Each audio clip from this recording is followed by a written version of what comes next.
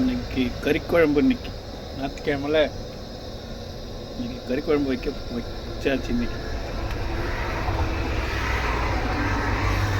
ஒரு குறைஞ்சது ஒரு மாதமாக கறி குழம்பே சாப்பிடல, வைக்கவும் இல்லை. ஒரு மாதமாக கறி குழம்பு வைக்கல. இன்னைக்கு கறி குழம்பு. இன்னைக்கு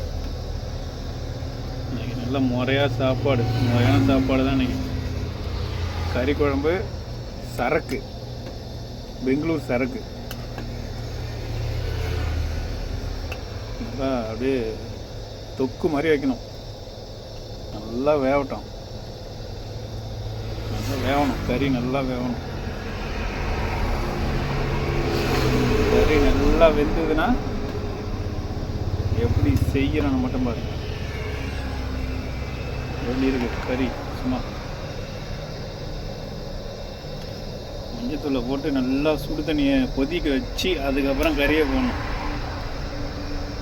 பச்சை தண்ணியில் கறியை போட்டால் வேவாது. நல்லா சோறு உலைக்கு தண்ணி போடுறோம்ல, அந்த மாதிரி நல்லா கொதிக்க வச்சிடணும். கொதிக்க வச்சுட்டு அதுக்கப்புறம் போட்டால் நல்லா வெந்துடும். கறி பொசன்னு வெந்துடும். அப்படியே லைட்டாக மஞ்சத்தூள் போட்டு வெந்தான். சோடா உப்புமாவெல்லாம் போடலாம், ஆனால் நம்மளுக்கு அது செட் ஆகாது. ஹோட்டல்காரங்களுக்கு தான் செட் ஆகும். இன்னும் ஒரு 1/4 மணி நேரம் வெந்துடும். அதுக்கப்புறம் இந்த கறி அப்படியே வடிகட்டி எடுத்து ஓரம் வச்சிட வேண்டியதான்.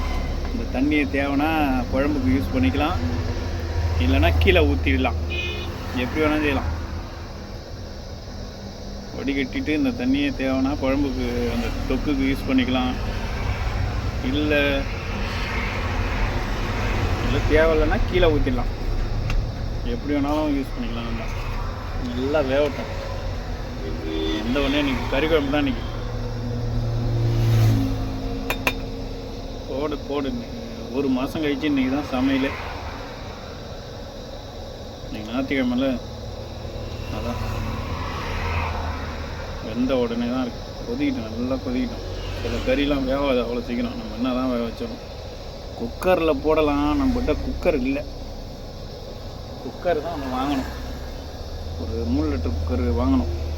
3 லிட்டர் குக்கர், 5 லிட்டர் குக்கர், ஏதோ ஒன்று வாங்கினா தான். இந்நேரம் குக்கரில் போட்டிருந்தா இந்நேரம் இவ்வளோ நேரம் தேவையில்லை.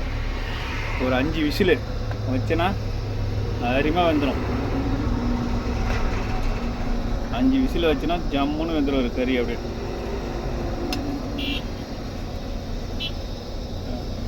நேரம் வேகட்டும்.